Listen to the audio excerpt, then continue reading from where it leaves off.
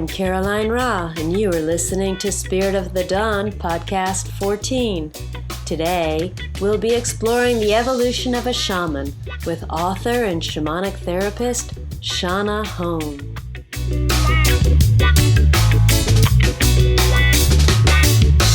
Every single day since whence I wake, I feel the same, somehow I have changed. What do the people of the street?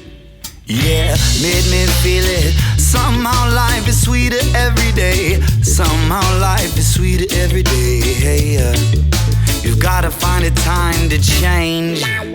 Gotta find the time to find this time to embrace the colors, fine lines and shades. It makes this place great. I'll embrace the change. Whoa, whoa, I'll embrace the change. Whoa, whoa. From beautiful Ashland, Oregon, I am Pleiadian Emissary of Light, Caroline Ra. Thank you all for joining me today. Welcome to Spirit of the Dawn. We are in for a magical show today. My guest, Shonagh Home, is a powerful author, shamanic therapist, and gifted teacher of the shamanic arts. She writes from a place deep inside of her where beauty and wisdom live. Shonagh has risen to meet the challenges she placed before herself on her own path, and now helps others navigate true transformation on their journeys. Her specialized private sessions are probing and revelatory, assisting clients to break chronic self-defeating patterns and move into empowered personal sovereignty. Her classes on the shamanic arts take seekers far beyond the watered-down westernized model and focus instead on the vast and ancient realms hidden in both the world of nature and our own human nature. Shonagh is an international public speaker on the subject of visionary shamanic spirit medicine and the author of Chel Wisdom, 7 Teachings from the Mayan Sacred Feminine, and Love and Spirit Medicine, both of which can be found on Amazon. She has a beautiful website, shonaghhome.com, filled with her offerings and her writings. I am delighted to welcome Shonagh Home to Spirit of the Dawn. Thank you so much, Shonagh, for joining with us today. Oh, thank you, Caroline. I'm so thrilled to be here. You are an amazing writer. Everything I always read from you touches me so deeply, and I know you've had a fascinating journey. I'd really like to know who your teachers have been along the way, human and otherwise, who have supported you on your path. Absolutely. Well, when I was a little girl, I would say really nature was my teacher. I mean, I grew up in Toronto. It was a city, but we had a lovely backyard, and I was constantly looking for fairies and never actually found them visually, but knew they were there. So I had that relationship at an early age. And then it really wasn't. Then, of course, life was my teacher and continues to be my teacher. But it wasn't until the collapse of my marriage when I turned 40 that I started really, really deeply seeking beneath the surface story, shall we say.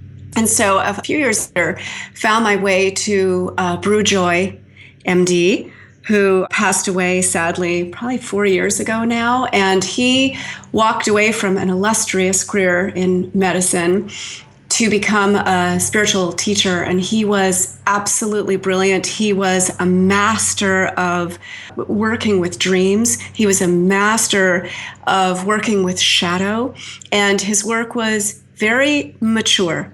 And he would meet you there. And so I'm deeply, deeply grateful for the work I did with Brew because, he forced you to look at the whole picture, not to be in preference as a lot of these sort of quote unquote light workers like to do. And love and light is great. And there are extraordinary resources found in the shadow, and the descent of Inanna is an essential descent for many of us, though our current society would rather just give you a pill and have you numb it out. You lose so much wisdom. So Brew was my greatest teacher. I really owe so much of my wisdom to his teachings. And then I also worked with a beautiful teacher, Miguel Angel Vergara, and he is in the Yucatan. And he can be found through casakin.com, casakin.com.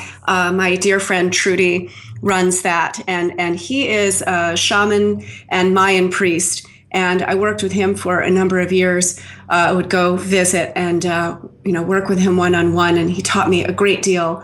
And he's kind and he is humble.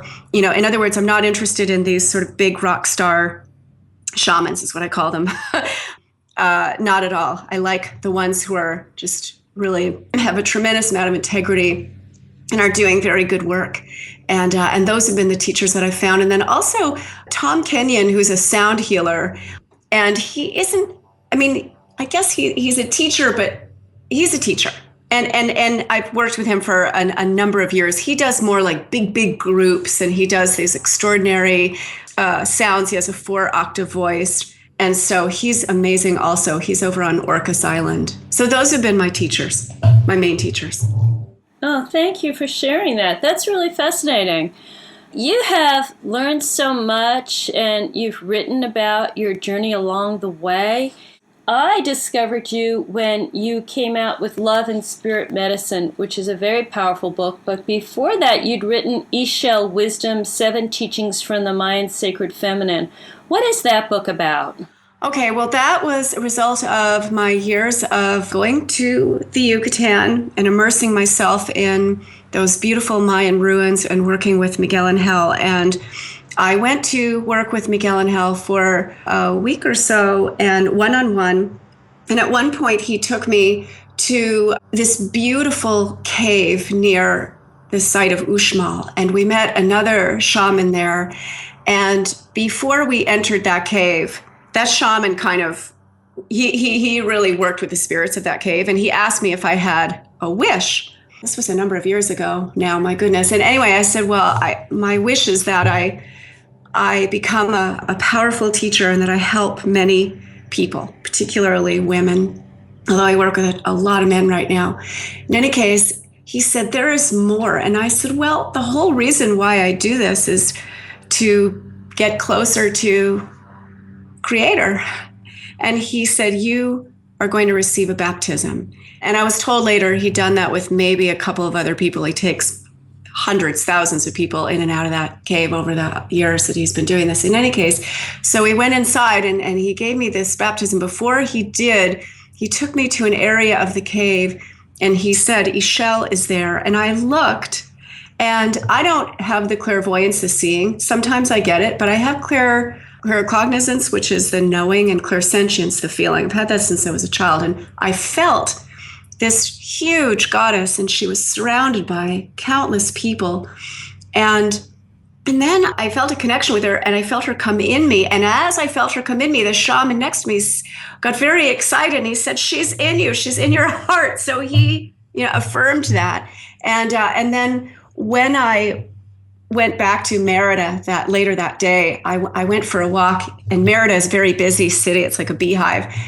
And I remember, I could feel people. I could feel them really deeply.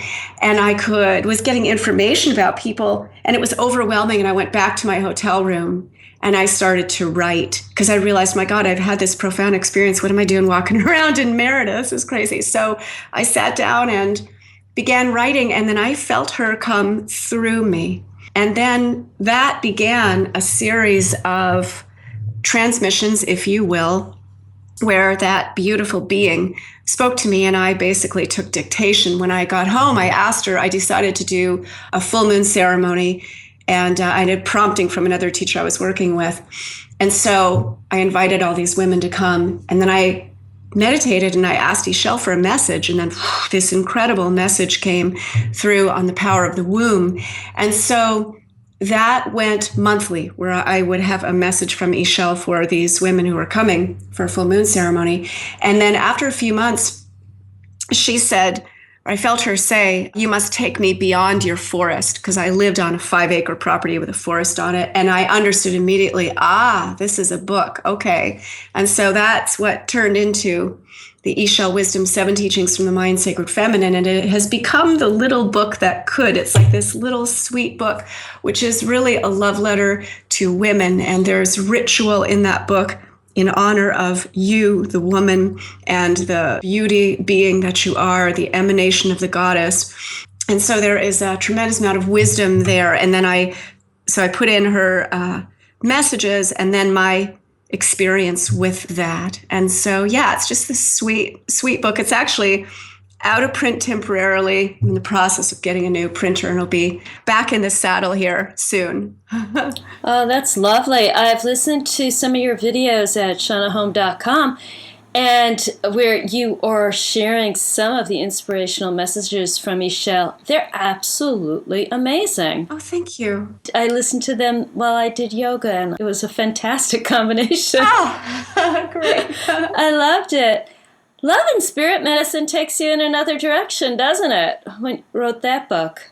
Yes, entirely. Because really, I would say I just turned 53 recently. And so this whole voyage of my 40s was this really intense period of unfolding and shedding layers and seeking just voraciously and shifting. And I think I signed up for the advanced course. And so really put myself through the ringer. But in any case, what happened, this was about 5 years ago, actually a little bit before that, I was hearing all about ayahuasca and so I was curious to experience it. I'd been a very devoted student of the shamanic arts up to that point. And I will say also, I'm not a drinker. I don't drink alcohol, barely. I mean, a little bit of mead, which is honey wine, which I consider mead to be the drink of fairies and kings in any case. But even that, like just a little bit. I don't smoke pot. I don't do like anything recreational, right? But so I saw this as, all right, this is deeply shamanic and this is ancient. And so I wanted to do the ayahuasca.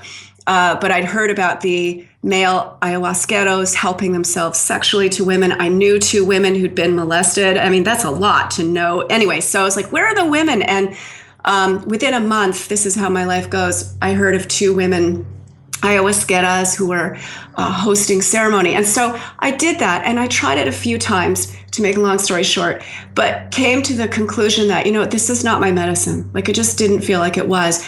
Meanwhile, the mushroom was calling me, was really, really calling me. And so I had a dear friend who I knew would be the right person to induct me into that. And he lives in the Washington rainforest and has a beautiful place. And he said, no problem, we'll do that. And so we did that in July. And he'd been listening to a lot of Terence McKenna, who advocates doing 5 dried grams, which is a lot. That's a big dose. Lying in the darkness, eyes closed, in silence. And so we did that, but outside in the rainforest at night with this cascading waterfall nearby. And I had a profound experience. I didn't know what to expect. And I was blown away, and the earth spoke to me. And we also, I will say, we did ritual beforehand. I mean, this was done very reverently. And I was just blown away. And when I got home from that, I just couldn't stop thinking about it. And I was thinking, like, this is a portal. This is a portal. And I'm so grateful, that I didn't have sort of years of whatever, sort of fooling around with it or this sort of casual attitude. I didn't. And I had to do it again. And so I ended up going back the following month and doing it again out in the forest. And then I got called again. And so what ensued was a year of monthly immersions deeply, deeply into that medicine. And looking back on that now, I realized that was a kind of soul training. And the soul doesn't care a fig what the rules of the day are, what the standards are. No, it's about development. And so I responded. And then as a result of that, I was also in the process of ending my marriage. I'd been with that person for probably, 8, 9 years, and 8 years, I think. and then became involved with this dear friend. And so I just started writing about this because it was deeply, deeply painful. The whole thing ended up being like a very deep descent of Inanna, where she goes down into that dark place and is utterly stripped bare and then ends up on a meat hook and then comes out of it deeply wizened. So I wrote, and I basically turned this, what was a year of deep exploration, but also excruciating inner pain, into medicine. And I called the book Love and Spirit Medicine because that's how I think of the mushroom. I was like, this is spirit medicine. It's love medicine. It's love and spirit medicine. It's heart medicine. And it will open you. And also, I found my way through the mushroom to tutelary spirits. And I know Caroline because human beings have been working with plants and fungi for millennia. And I know that at some point someone discovered, hey, this is the portal you can go through and you can find beings who will teach you. And I just know that because if it's happened to me, it's happened to others. And for me, I came in touch with white owl, and owls play a very big role in this book because once I started working with the mushroom, they started showing up in quite wondrous and serendipitous ways. And I must say also that 2 years before I worked with the mushroom, I was in the Yucatan. Miguel Angel took me to another shaman who was a Mayan man. And he did some work with me. And then when we were done, I said, thank you. And I went to leave and he ran after me and he gifted me an owl amulet. And I remember thinking, well, that's very nice. I wonder why an owl? And of course I kept it. And then of course, 2 years later, I started with the mushroom and then owl came in as my ally. And so of course he saw it around me before I was even aware of it. And so and I don't do, mushrooms every month anymore. I don't have to, but that was... I was wondering about that. Yeah. Yeah, no, that was training. I mean, I joke that there aren't too many middle-aged ladies in the suburbs, going off into the forest at night and doing, 5 grammars. But this is what I was called to do. And this was my training, and everything has changed. Absolutely everything. And my teaching has deepened and my relationships have deepened, with I'm not in romance relationship, but like with my children, with, the people in my life who I love, everything has deepened. And then my own deep relationship with the spirits, or I call them beings, who work with me and they guide my work. And I am also a shamanic medium, and that is also what happened to me as a result of working with the mushroom. And that is actually a very, very old form of shamanism, particularly for women. So think of the oracles of Dodona and Delphi. Those women would sit above those ethylene gases that would come up and put them into trance. They would also take in various unguents, that had psychoactive properties to them. We have the Volva, Volva, in the Greek tradition, which were oracular seers, and they have unearthed graves of those women, and they would have henbane seeds and cannabis seeds with them. And mushrooms, of course, grow all over Europe, and certainly in the Celtic tradition as well. We have the Druids and the Bards, and they were initiated into the mysteries. And don't think for 1 minute that those people were not working with these kind of assists, shall we say. Right. Isn't this story of Santa Claus really about psychedelic mushrooms? Yeah,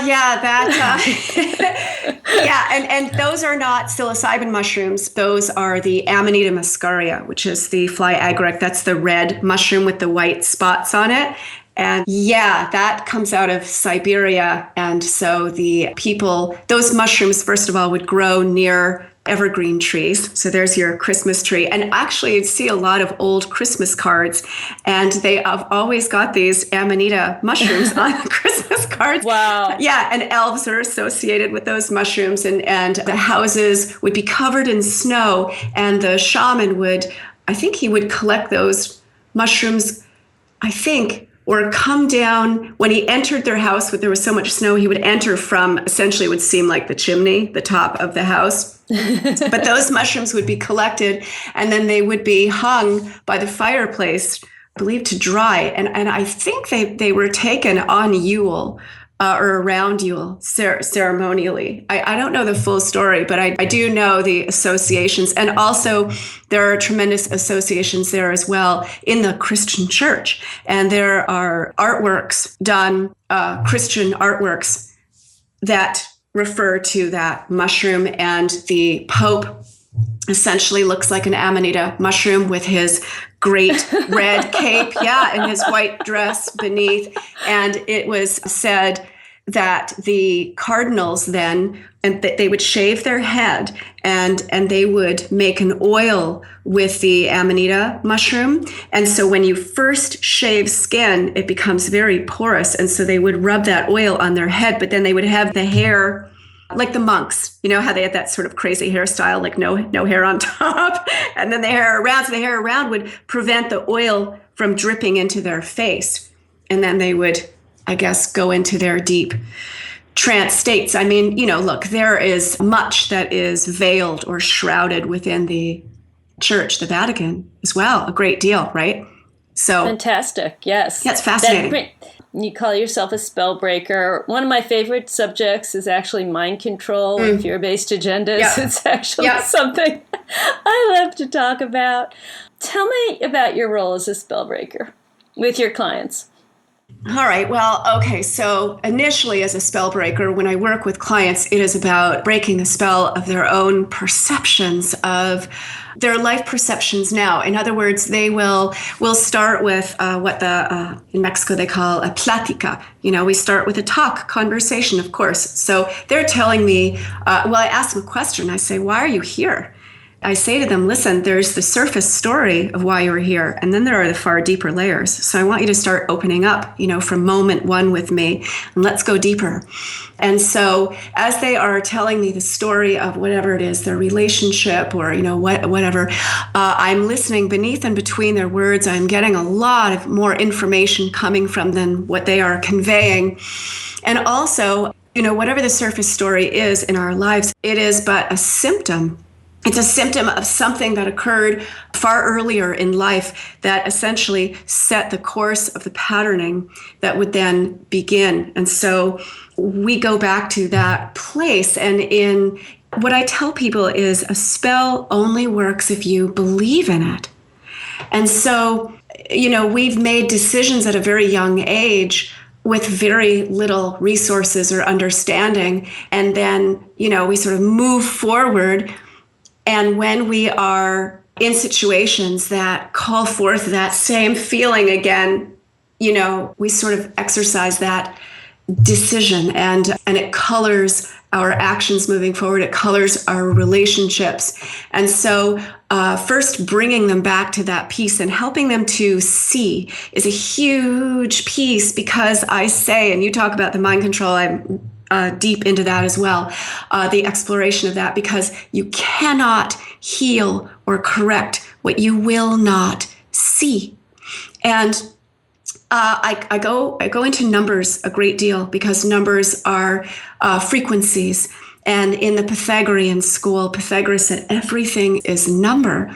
And 3 is the big kahuna. I mean, every number is powerful, but 3 is a big one. And I also study law. And I study the kind of law that a lot of lawyers don't even know. And there is an old book from the late 19th century called Trichotomy in Roman Law. In other words, these guys in law are obsessed with the 3.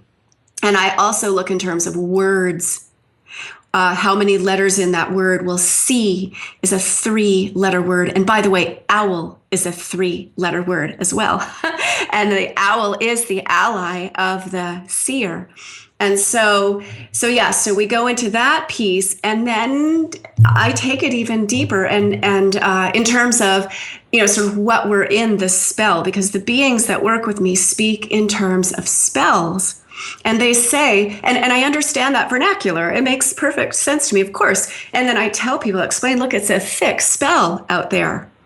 It's a thick spell, and we have been under a spell. We were raised by those who they themselves were under a spell to whatever degree, and then we learned to cast our own spells on ourselves, and essentially our minds have been hacked from very, very young age on multiple levels, right? As you well know.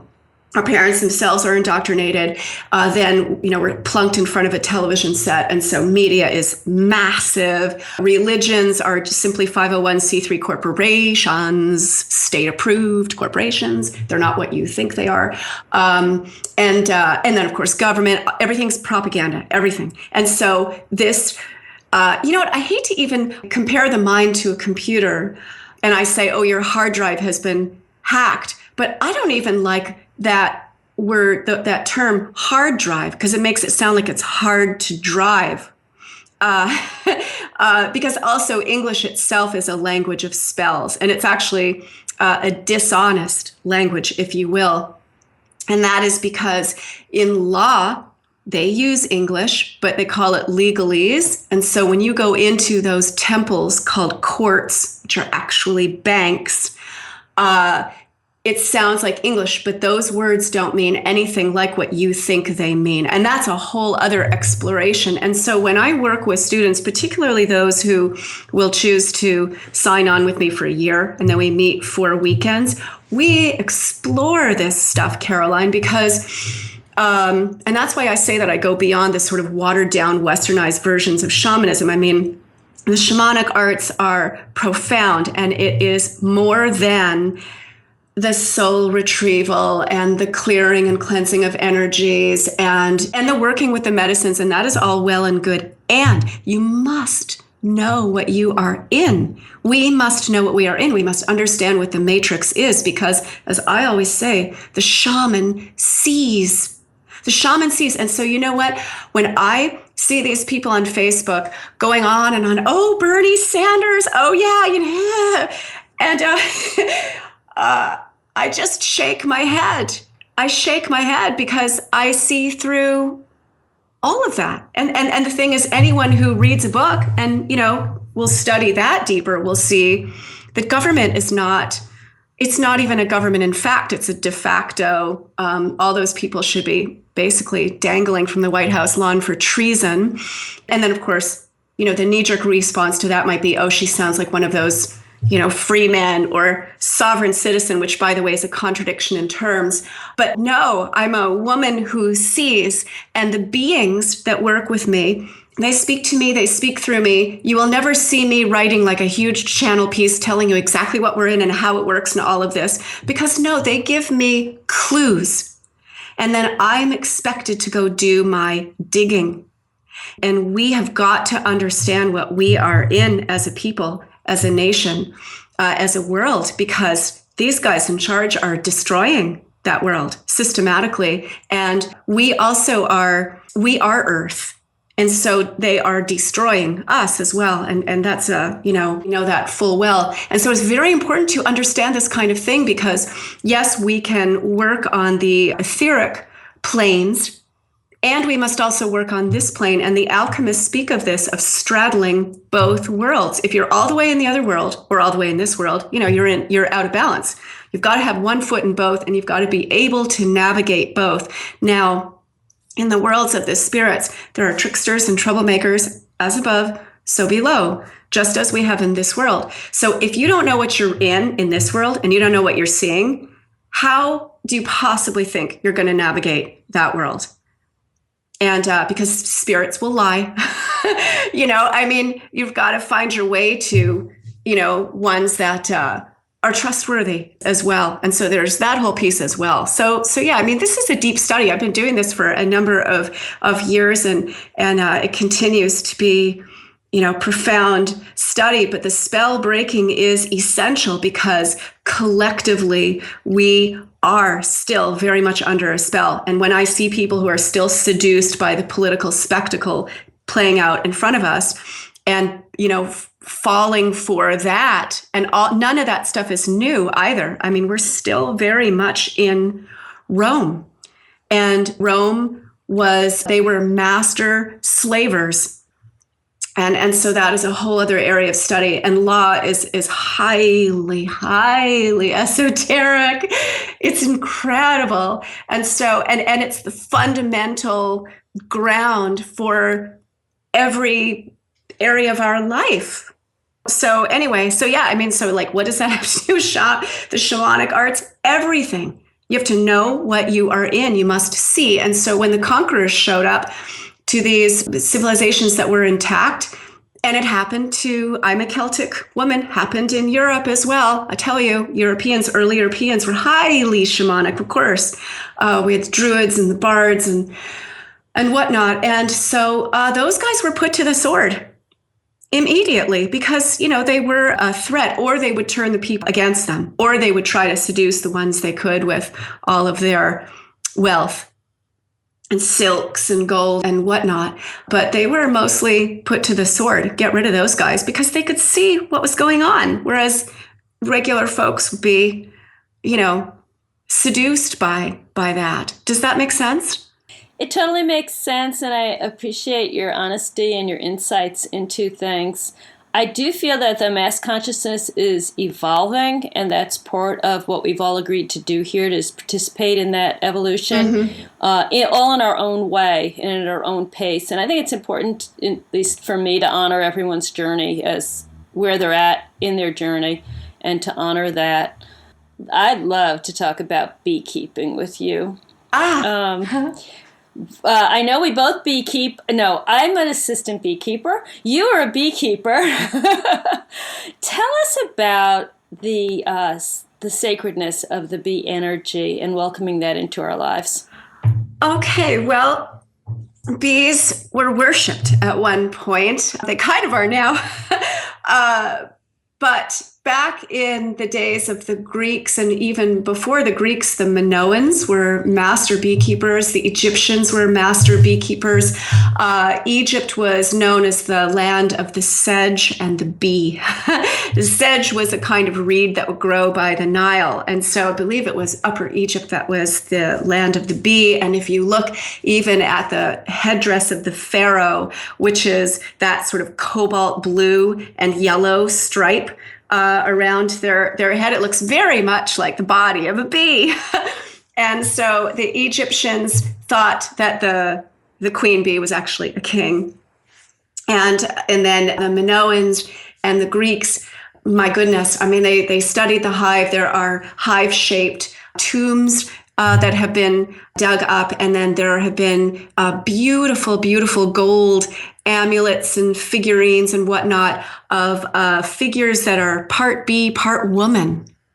And so the ancient Greek priestesshoods were modeled after the beehive. So the queen bee you would think of as the goddess, and then within the hive she has attendants, right, that are always around her, because the queen bee must be fed at all times and cared for, and they remove her waste and they keep her clean, and then her sole function is to lay eggs to bring life to the hive, and she is really like the light of the hive. And so in these temples, then, of course, you would have priestesses, and all the bees, the worker bees in the hive, are female, and they don't mate. They are essentially chaste. And so these priestesses would take vows of celibacy, depending on the temple, but for the most part, that was the practice. And then also within the hive, the beehive, I'll sort of go back and forth, ancient and into the sort of description, but you also have male bees. Those are called drones.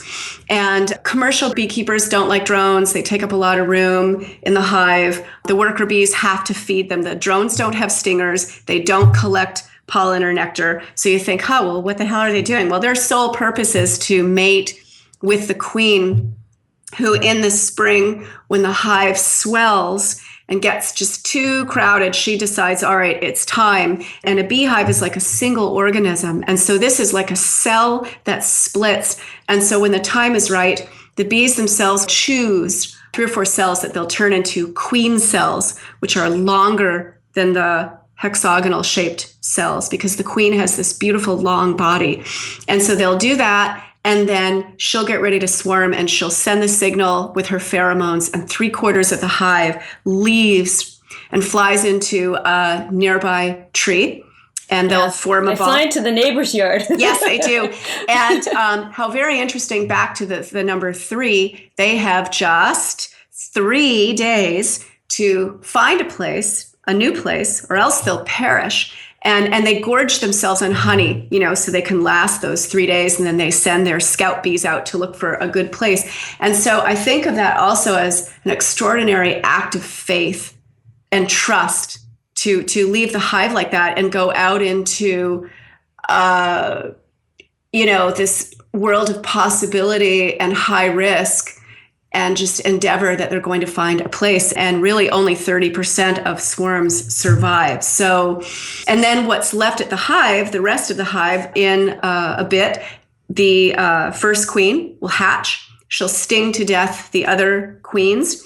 And then in a couple of days, she will take what's called her nuptial flight, and she'll fly very high into the sun. And then drones from all different colonies will smell her pheromones, and they'll follow her, and only the drones who can fly as high as the queen can mate with her. And she mates with about a dozen drones. They fall to their death after they mate with her. And then she'll fly back to the hive and proceed to lay 1,500 to 2,000 eggs a day through the season. And so, they are these extraordinary beings, and the Greeks and ancient people understood that. And I must say also that in Europe, before it was called Europe, it was known as the Honey Isle of Beli, Beli. Of course, you can imagine Europe is gorgeous anyway, but back then, oh my goodness, there were fields of flowers, and beekeeping was huge, huge. And those people were consuming a tremendous amount of honey and mead, which is honey wine, which I mentioned earlier, and getting stung a lot. I also do bee venom therapy because the bee stings are highly medicinal and will cure arthritis and rheumatism most of the time, among other things. In any case, do you know that Plutarch, who was Roman, visited the British Isles, and he said those British islanders don't show their age till they're 120. And so back then, we are thought to believe that we're so advanced and, we live so well and so long. Meanwhile, our elderly are, they die, I think, terrible deaths in these hospital situations with tubes coming out of them. And, and anyway, whatever, people are so sick. But back then, they actually lived a long time. And in Greece, my goodness, there's all sorts of stories of these different folks who were 119, 110, 112. People over 100, that was no big deal. And they consumed a lot of bee products. So it's very sacred, and it has deteriorated greatly. 21st century beekeeping is not a walk in the park like it used to be. I just had 2 hives this year, and I lost them, although I'm beekeeper at a little farm that I work at a couple days a week. And so those bees are doing well, but it's hard to say. We live in an era where for the past century, there's been queen breeding, and I highly recommend reading Rudolf Steiner's book called Bees. He was a multifaceted genius, born in 1861 in Austria, and as a child could see and feel and talk to nature spirits, and then ended up, when he grew up, he was an architect, a botanist. My goodness, he was brilliant. He, I think, translated the texts of Goethe, who himself was a philosopher and writer, an amazing genius himself. But in any case, Rudolf Steiner understood the bees. He understood nature. And so he gave a series of lectures in 1923 to farmers that's where biodynamic farming comes from. So there were lectures on that, essentially giving homeopathic remedies to the earth to call back the life force. But he also gave a series of lectures on the bees themselves. And queen breeding was beginning at that time. And he had a bit of a discourse with a beekeeper who was all for it. And Steiner said, well, he said, that's going to weaken the species, because if we are deciding who she breeds with and whatnot, we don't have that level of and depth of wisdom that the bees themselves do. He said, we will revisit this conversation at the turn of the century. and see. He said, this is the kind of thing where it sounds like a good idea at the time. I'm paraphrasing, obviously, and might be working for you, but eventually it's going to backfire. And sure enough, it has. And so we have very weakened species of honeybees, and then all the pesticide use, people spraying willy-nilly, endangering not only their own health, but of course, the health of the pollinators, and then Wi-Fi and all that electromagnetic energies doing terrible things to them. It's affecting migrating birds as well as bees.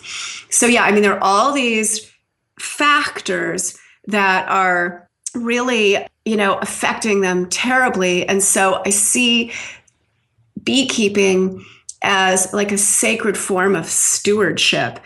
And it's not just the honeybee, it's all the pollinators, but they are sort of playing the starring role here. And obviously they are, because they're involved in commerce. And what are we all in? Commercial society, right? So, okay, that's bringing a lot of attention because, God forbid, money is being lost. But it's also sort of a double-edged sword in a good way, because it's raising awareness. And so, I think the bee is, it's showing us what the price tag is for, becoming separated from nature and from the natural cycles and from our own human nature. And at the same time, it is this harbinger, this voice saying, listen, you cannot continue this way, because if we go, everything is interconnected. And, each player on this planet, large to small to minute, and absolutely incredibly unique and yet essential to this extraordinary earth web that we are in. So keeping bees, for me, it's a devotional practice.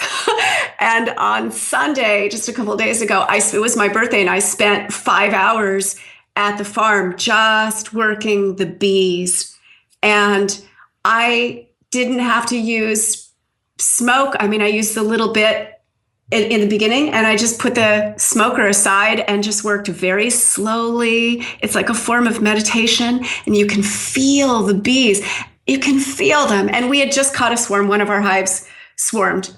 Unfortunately, we caught it. And just working with, you keep bees. You are a beekeeper, Caroline, for goodness sake. And, you cannot approach them if you're in a bad mood. You cannot approach them if you just had a fight with your kid or your partner, whatever. You have to shift states of consciousness and calm yourself. There's no working fast. I mean, I know certain beekeepers do, but for the most part, no, that's not how you work. And it is understood that bees, as a single organism, come to know their beekeeper. And there have been stories of beekeepers who passed away after a number of years, and like almost all their colonies died or flew away. So there's this very magical connection between bees and the beekeeper as well. It's really very mysterious. And it's an ancient connection, because man has been essentially beekeeping for thousands of years, and as I said, it was a very high art form in Egypt and the Minoans. And, we're talking 4,000 or 5,000 years BC and beyond, of course. Oh, thank you for sharing all that. It is absolutely amazing when we welcome the bee energy into our lives, and fascinating. It's so many layers to being with the bees and working with them and learning from them. I think my real initiation was when I helped catch some swarms last year. And then I had to really work very closely with the bees and getting them back. So I'd like to mention to everyone about your website. We're having an amazing talk today with Shonagh Home. And Shonagh Home .com is your website. It's SHONAGHHOME, Shonagh Home. Mm-hmm. Is that correct? That's correct, okay. Yes, 2 H's. 2 H's in there. You have an amazing website with so many offerings. You work with people as a teacher and as a therapist. Yes. First, I'd like to talk about your work as a therapist. If someone wanted to work with you, can they do that long distance also? I know you're in the Pacific Northwest like I am. Yes, absolutely. In fact, I don't know who invented Skype, but I would love to truly meet them and give them the biggest hug, because no, I work with people in New Zealand, in Ireland, in Australia, Canada, and then of course, the United States, because of Skype. And, I could work by phone as well, but Skype is wonderful because, you are face to face with a person and in the closest way you possibly could without actually being in person. And so, and my sessions are 90 minutes long. I also do 45-minute sessions. And so there's a sessions page there. And so it goes beyond therapy and I get a lot of people who've worked for a number of years with therapists, and then they come and then I think of it as sort of cracking their own code, where we go very deep, very fast. So I have people who will leave my house. I've heard this several times, leaving going, I had no idea we were going to talk about that today, or I had no idea we're going to talk about that so fast. And I'm like, yeah, because, this doesn't have to be, we're not going to talk about your same story for the next 8 months. We're going to go far, far beneath, again, the surface layer of your story to, what is the cause? And Tom Kenyon, who's one of my teachers, he is also a psychotherapist. And he told all of us a story about when he graduated school with his degree in psychotherapy. And one of his professors, this lady, took him out for lunch, and she said to him, all right, so just know that every client who comes to you is guaranteed 2 years income. And so, it's so, in other words, it's like, these people, it's like, if you can just milk them for, you know what I mean? And just keep them coming every week, that's 2 years income. So that's not how I work. And so it's much quicker than that. And I don't look at it that way. And of course, not all therapists do, of course, whatever. That woman had very loose lips and, never should have said that. But, it's a great story that he's told in any case. So, it's usually, we get to the meat of it very quickly, and also bring in this profound spiritual component, bring in all of these other layers that have been there, but you haven't seen them because you're so caught up in sort of the story of your life that you are not seeing all of this other stuff that is active around you that could help you so much. So I work with people, and it just depends on what's up personally. We might do every week for a month or two, and then open that up to every other week, whatever. I have people who are religious once a month. We do a session. Mostly it's every other week, and I see them, both in person and via Skype. And as I said in the description you read, yes, it is very probing. Very probing. We go, I say, I'm not going to waste your time or your money or mine. So we're going deep immediately. Let's find out what's going on here. And very revelatory, of course. And then helping them to come into their own sovereignty. In other words, I'm not interested in, so people projecting onto me, she's this and I really need her for this and blah, blah. It's like, no. Let's find out where your power lies. And then let's explore that and let's develop that or bring you back into remembrance of that. Think of it as really calling back the original issue. And so I explain it this way, that when we were born, we came in and we are the physical manifestation of the positions of the constellations in that moment with regard to wherever on the planet we were born. So we really are like star beings in a way. And that moment will never be again. And so we come in as this baby and we are carrying all that patterning, and it's tremendous, which is why I also say that getting your chart done is very, very important. I have a dear friend, Robert Phoenix, who is, and I've had many, many charts done over the course of my life. He is, I think, the best of the best, robertphoenix.com. And so I will often send my clients to Robert to get a chart done. He's incredibly thorough and incredibly intuitive. In any case, because that is a window into the soul. And so, I bring in these different pieces in terms of, let's really explore this mystery that you are and get past all of these misperceptions of the imprinting that you received and the mixed messages or the terrible messages or whatever. We have to get past that because, as the beings who work with me say, it is but a perception and nothing more. And you can call a perception a spell. And so there's that piece. And then when I teach, I love to do the year-long piece teachings. And I have a couple of concurring groups going now where we meet 4 weekends out of the year. It's Friday night through Sunday afternoon, and you are working with, and I work with small groups, maybe 8 at the most. I like that intimacy, and you form bonds with those people. You're all on this path of seeking and awakening and uncovering. And so we go very deep in those teachings. And so I focus on the oracular, the seership, because I think it's very, very important to see. And so there's a lot there that we delve into. Also, the cleansing, but going into some depossession stuff, the cursing, the power of cursing, because that's actually, in other words, if you can manifest, you can also curse. And that's very delicate territory, but every single culture around the world cursed. And it's usually done with words. I mean, there are, certain people, of course, who can really get into that and, use other spirits to work with them and whatnot. But, you can curse with words. We still do it. What's the most common? You'll never amount to anything, or, oh yeah, you'll just do that again. You know what I mean? You talk like that. And those words are delivered with the will of the emotion behind them. And the person on the receiving end, especially if that person is a child, will receive that curse. And it goes deep into their psyche and puts down roots. So there's, quite a lot to discuss in terms of working with curses.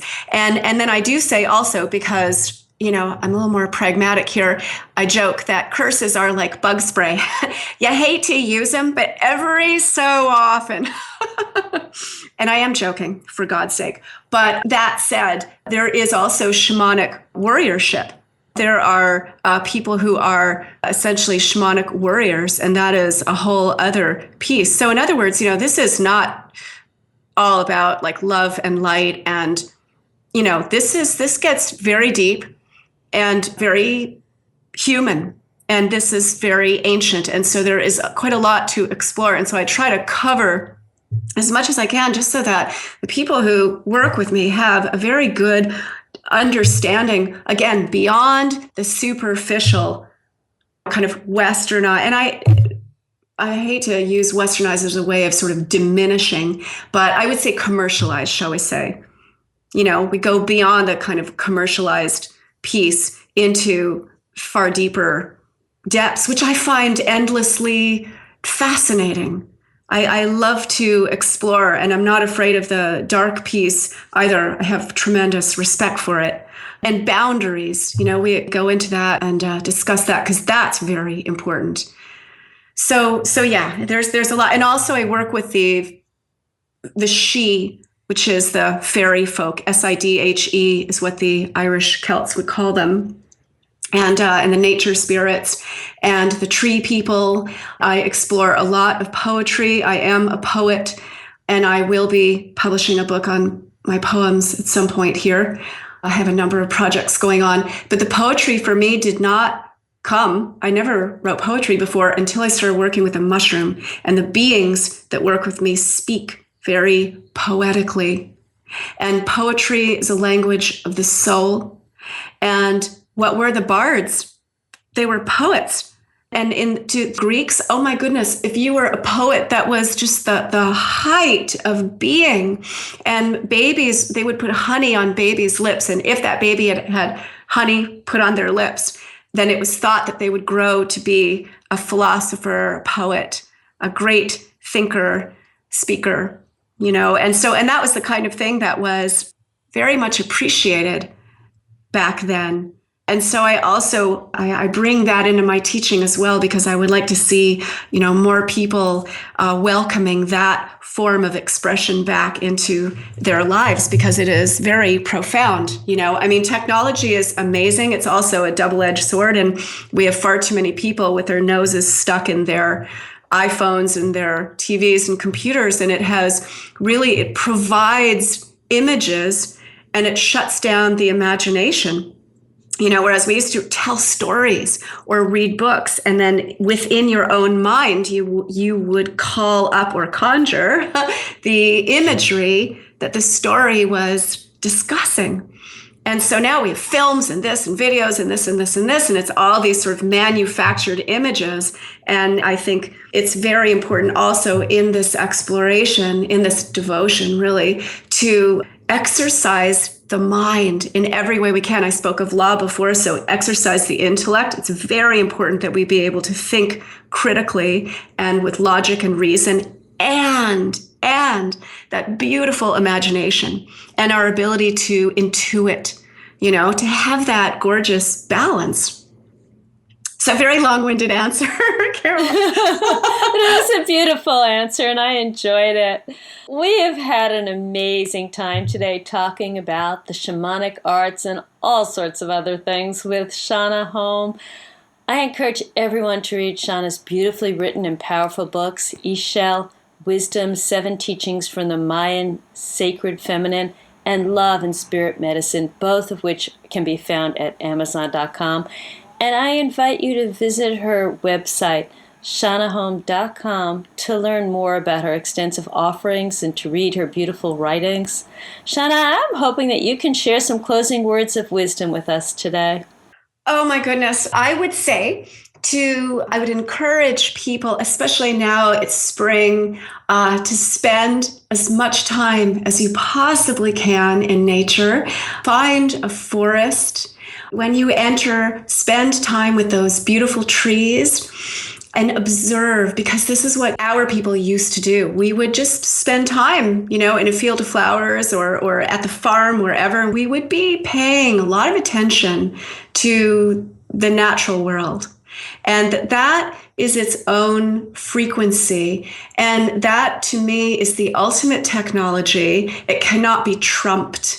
And it is right there for us. And there is so much that can be learned. And so my words of wisdom are to spend far more time in nature.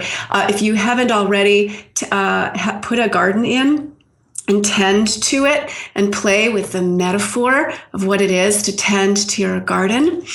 And if you don't have one, there are community gardens you can be a part of, and seek out that kind of community. There are all sorts of characters to meet who are way into this kind of thing, and that is where I find tremendous happiness and solace. I'll quickly say, when I went through that year, that very difficult and extraordinary year, I spent a lot of time in the forest, and I cried against certain trees that actually answered back, and the forest answered back, and poetry came to me as a result of being in that forest. And so there is great magic there, and I think a lot of untapped magic to be found. So that is a little bit of my wisdom and my prayer for everyone, that they come into deep engagement with that. And thank you, Caroline, so very, very much for letting me go on and on here.